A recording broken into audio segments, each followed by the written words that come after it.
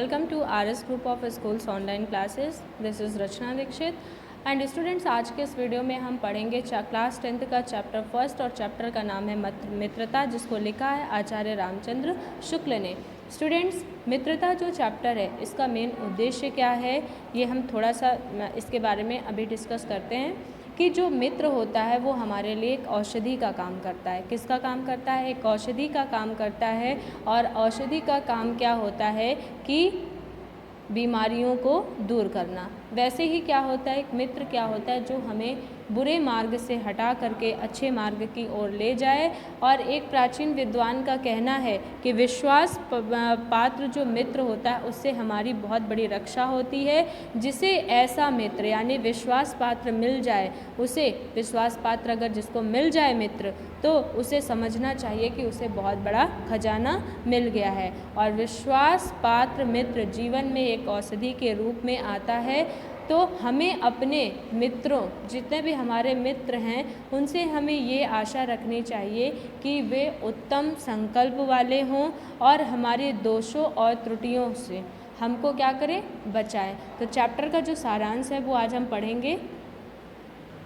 तो स्टूडेंट्स, इसमें देखिए आचार्य रामचंद्र शुक्ल जिन्होंने कौन सा ये चैप्टर हमारे यहाँ लिखा है, मित्रता चैप्टर को लिखा है। इनके द्वारा ये क्या है, एक प्रसिद्ध निबंध है जिसे इन्होंने जीवनोपयोगी विषय पर लिखा है। और वो जीवनोपयोगी विषय क्या है यहाँ पर? मित्रता, जिसकी ज़रूरत आई थिंक सभी को होती है, जिसमें इनकी लेखन शैली संबंधी अनेक विशेषताओं के और दर्शन होते हैं। शुक्ल जी ने मित्रता के संबंध में बताते हुए कहा है कि जब कोई युवक कौन है? यूथ पर्सन या युवा पर्सन। जब कोई युवा पर्सन अपने घर से बाहर निकलता है तो वो सबसे बड़ी जो उसको कठिनाई होती है वो मित्र को ढूंढने में होती है। तो उसे मित्र को चुनने में बड़ी कठिनाई होती है। यदि उसका व्यवहार कैसा होता है, मेल मिलाप वाला होता है, तो वो लोगों से उसकी जान पहचान बढ़ जाती है और बाद में वो जान पहचान किसका रूप धारण करती है? मित्रता का रूप धारण कर लेती है।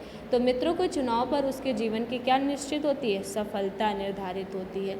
यानी अगर मित्र हमें अपने जीवन में अच्छा मिल गया तो वो खुद भी सफल होने की बात करता है और हमें भी सफलता के मार्ग पर अग्रसर करता है। क्योंकि अच्छे व बुरे मित्रों की संगति ही उसे अच्छा व बुरा बनाती है। जैसा कि हम जानते हैं कि हम लोग जिस समाज में रहते हैं वो समाज अगर बहुत अच्छा है तो हम भी अच्छे, अगर समाज में थोड़ी त्रुटियाँ होती, समाज थोड़ा ख़राब होता है तो वह उसका भी इम्पैक्ट हमारे ऊपर पड़ता है। तो जितने भी युवा लोग होते हैं, युवा जो लोग होते हैं वो मित्र बनाने से पहले उनके आचरण और उनकी प्रकृति का कोई भी ध्यान नहीं रखते हैं। वो उनके बाहरी आडंबरों से इतना ज़्यादा, बाहरी विशेषताओं या बाहरी आडंबरों से इतना ज़्यादा मुग्ध हो जाते हैं कि उनको लगता है कि यही व्यक्ति हमारा सच्चा मित्र बन सकता है। जबकि वही मनुष्य अगर कुछ खरीदने जाता है तो उसके गुण और दोषों की परख वो पहले अच्छी तरीके से करता है, तब जाकर के वो चीज़ अपने घर में लाता है। परंतु जब वो मित्र बनाता है तो वो इन बातों का ध्यान नहीं रखता है। और किसी प्राचीन विद्वान का जो वचन है वो ये है कि विश्वास पात्र मित्र से बहुत रक्षा होती है, क्योंकि विश्वास पात्र मित्र हमें अनेक दोषों से दूर करता है और हमें हमारा जो अच्छाई का मार्ग है वो प्रशस्त करता है। और मित्र का जो कर्तव्य बताया गया है वो ये है कि उच्च और महान कार्य, उच्च यानी बड़े और महान कार्य में इस प्रकार सहायता देना। किसको देना? अच्छे मित्र को। मन बढ़ाना और साहस दिलाना कि तुम अपने निज को, अपने स्वयं को सामर्थ्य से बाहर काम पर जाओ। यानी जो तुम्हारे अंदर कैपेसिटी है उतना काम तुम करो और समाज में अपनी एक अलग पहचान बनाओ। ये कर्तव्य उसी से पूरा होगा जो चित्त और सत्य संकल्प का होगा, जो आपके बारे में सोचता है, जो आपकी परवाह करता है। इससे हमें ऐसे ही मित्रों की खोज में रहना चाहिए जिनमें हमसे अधिक प्रतिष्ठित और शुद्ध हृदय, उनका जो हृदय हो वो शुद्ध हो और वो मृदुल हो और पुरुषार्थी हो, शिष्ट हो और शिष्ट के साथ साथ सत्यनिष्ठ हो, जिससे हम अपने को उनके और भरोसे पर छोड़ सके, यानी अपने आप को हम उन पर तो स्टूडेंट्स, सहपाठी की मित्रता इस उक्ति में हृदय के कितने भारी उथल पुथल का भार भरा हुआ है, किंतु जिस प्रकार युवा पुरुष की मित्रता स्कूल के बालक की मित्रता से दृढ़ होती है, शांत होती है और गंभीर होती है, उसी प्रकार हमारी युवावस्था के मित्र बाल्यावस्था के मित्र से कई बातों में क्या होते हैं, अलग होते हैं, उनके जैसे एक जैसे नहीं होते हैं। लेखक कहता है कि मैं समझता हूँ कि मित्र चाहते हुए बहुत से लोग मित्र के आदर्श की कल्पना मन में करते होंगे कि हमारा मित्र ऐसा हो, हमें ऐसे मित्र की तलाश है, पर इस कल्पित आदर्श यानी जो इमेजिन हम करते हैं अपने मन में, तो हमारा काम जीवन के झंझटों से चलता ही नहीं है। सुंदर प्रतिमा, मन भावनी चाल और स्वच्छंद प्रकृति, ये ही दो चार बातें देखकर हम क्या करते हैं, मित्रता कर लेते हैं और उसके अंदर के गुण और दोषों के बारे में हम उसको पहचान नहीं पाते हैं। परंतु जीवन संग्राम में साथ देने वाले जो मित्र होते हैं वो बहुत ही कम होते हैं। मित्र केवल उसे नहीं कहते हैं जिनके गुणों की प्रशंसा हम करें, पर जिससे हम स्नेह ना कर सके। गुणों की प्रशंसा तो हम करते हैं लेकिन हम उनसे किसी भी तरह का कोई स्नेह नहीं करते हैं। जिससे अपने छोटे छोटे काम तो हम निकाल लें, पर भीतर ही भीतर क्या करते रहें, घृणा करते रहें, नफरत करते रहें कि ये मुझसे आगे नहीं जाना चाहिए, और जिसे हम अपना प्रीति पात्र बना सके। यानी मित्र कैसा होना चाहिए, मित्र सच्चे पथ प्रदर्शक के समान होना चाहिए। हमारे और हमारे मित्र के बीच सच्ची सहानुभूति होनी चाहिए, सच्चा प्रेम होना चाहिए, और ऐसी सहानुभूति जिससे एक के हानि लाभ को दूसरा अपना हानि लाभ समझे। यानी एक मित्र का नुकसान होता है तो दूसरा मित्र उस हानि को महसूस करके उसको लगे कि नहीं, ये उसका नुकसान नहीं, मेरा खुद का नुकसान हो रहा है। आगे हम देखते हैं कि जब कोई व्यक्ति छात्रावास में रहता है तब उस पर मित्र बनाने की धुन सवार होती है। बचपन की मित्रता भी अद्भुत होती है, जिसमें जितनी जल्दी दूसरों की बातें मन को लगती उतनी जल्दी रूठना मनाना भी हो जाता है। मित्रता व प्रेम के लिए यह आवश्यक नहीं है कि दो लोगों के आचरण व स्वभाव में समानता हो। जैसे एक एग्जाम्पल हम लेते हैं राम और लक्ष्मण का, तो राम का जो स्वभाव था वो कैसा था, शांत था, और लक्ष्मण का स्वभाव कैसा था, उग्र था। तो दोनों के स्वभाव में क्या था, अंतर था, परंतु दोनों में प्रेम क्या था, प्रगाढ़ प्रेम था। उसी तरह कर्ण और दुर्योधन के स्वभाव में विपरीतता होने के बावजूद भी दोनों में गहरी मित्रता थी, कहाँ दुर्योधन और कहाँ कर्ण। इसी प्रकार चाणक्य व चंद्रगुप्त, अकबर व बीरबल आदि अनेक ऐसे उदाहरण हैं जो मित्रता को प्रदर्शित करते हैं।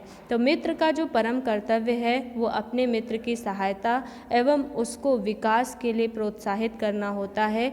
हमें ऐसे मित्र की खोज करनी चाहिए जो हमारे शुभचिंतक हो, जैसे राम व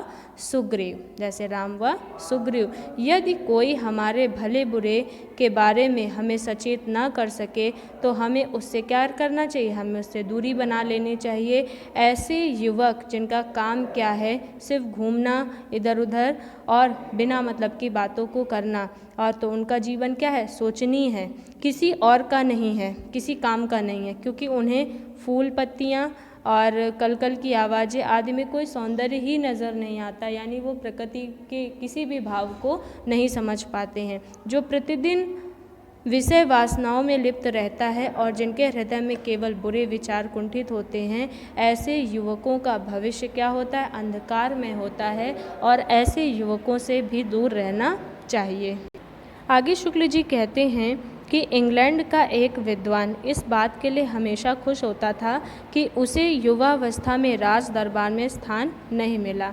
यानी इंग्लैंड का एक विद्वान था, उसे राज दरबार में कोई स्थान प्राप्त नहीं हुआ था, क्योंकि वहाँ के लोगों की बुरी संगति उसके आध्यात्मिक विकास में क्या थी, बाधा थी, और जो लोगों के साथ वो उठता बैठता था वो उसको आगे बढ़ने नहीं देते थे। लेखक कहते हैं कि अश्लील व फूहड़ बात करने वालों को तुरंत रोक देना चाहिए, और यदि तुम सोचोगे कि तुम्हारे चरित्र के प्रभाव के कारण वो स्वयं चुप हो जाएगा तो ऐसा संभव नहीं है, क्योंकि एक बार मनुष्य जब पूरा बुराई की तरफ बढ़ता है तो वो ये नहीं देखता है कि वो कहाँ जा रहा है, और उस बुराई के प्रति धीरे धीरे तुम्हारी घृणा भी क्या होती है, कम होती जाती है, और अंत में हम सब क्या करते हैं, बुराई के अनन्य भक्त बन जाते हैं, यानी उस बुराई में भी हमें अच्छाई नज़र आती है। इसलिए मन को स्वच्छ और उज्जवल रखने का सर्वोत्तम उपाय बुरी संगति से दूर रहना है।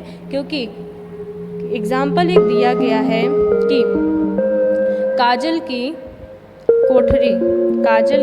कोठरी में कितना भी चतुर व्यक्ति प्रवेश करे, यानी चतुर का मतलब ये है यहाँ पर है कि जैसे काजल की कोठरी है और उसमें आप कितने भी साफ कपड़े पहन के, ऐसा तो हो ही नहीं सकता कि उसमें दाग ना लगे। उसी प्रकार एक साफ मन का जो व्यक्ति है, अगर वो बुरी चीज़ संगति पे बैठता है तो उसका असर उसके ऊपर ज़रूर पड़ता है। तो काजल की कोठरी में कितना भी चालाक व्यक्ति प्रवेश करे और ये कहे कि हमें एक भी दाग नहीं लगेगा, फिर भी उसे क्या लग जाता है, कहीं ना कहीं एक ना एक कोने, कहीं ना कहीं पे उसके कपड़ों में या उसके जीवन चरित्र में एक कालिक लग ही जाती है।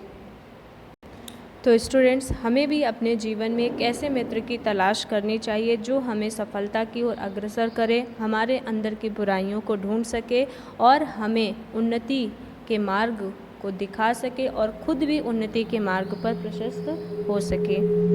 आज की इस वीडियो में इतना ही। Thank you so much.